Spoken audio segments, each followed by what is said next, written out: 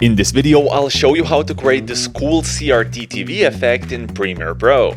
To start, I have two clips in my media bin. This one is the TV we'll be placing our video in, and this is the video I'll transform. So place the first clip on the timeline and put the second one on top. I'll decrease the opacity of the top clip so I can see the bottom clip better and adjust the scale and position to roughly fit the clip into the TV screen.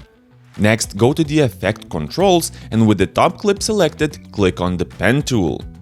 Go around the whole TV screen and mask out a section in the shape of the screen. I suggest using the least amount of points possible to avoid any sharp corners. You can now reset your opacity back to 100 and it's looking pretty great already. The next step is to add some effects to make it look more believable. To start, let's search for the mosaic effect and add it to our clip.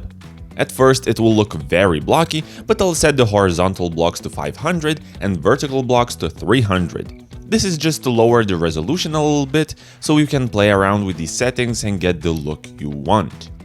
Next, add the lens distortion effect and increase the curvature slightly. I'll set mine to 13. And you can see now we have these white borders since our clip is slightly smaller, so search for the transform effect, apply it to the clip and place it above the lens distortion effect. Now you can increase the scale to fill the screen.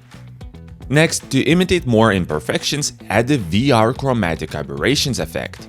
We want this effect to be quite subtle, so I suggest using lower values. You can copy my settings if you like how it looks, or play around and increase the values for a stronger effect.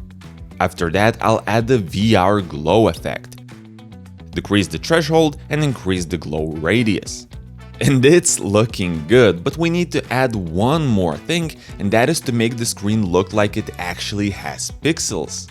So look for a screen pixels photo online. I found this one and it will work great. If you want to use the same one, I'll leave a link to it in the description. Again, I'll lower the opacity, position the photo on top of the screen and mask it out. Or you can actually copy and paste the same mask from the previous clip, but you'll still need to adjust it.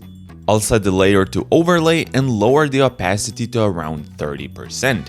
You can play around with the blending modes here as well, some might work better than the others depending on what photo you used. Additionally, you can go to the Essential Sound panel and use the old radio preset to make your voice sound like it's coming out of old TV speakers. And that's pretty much the whole effect. You can also nest all of your clips and add a slow zoom or something, but regardless, I think the effect is pretty cool and is quite easy to do. However, the effects I used in this video can be quite resource intensive, so I suggest you watch this video next to learn how to improve the performance of Premiere Pro to edit faster. And I wish you happy editing!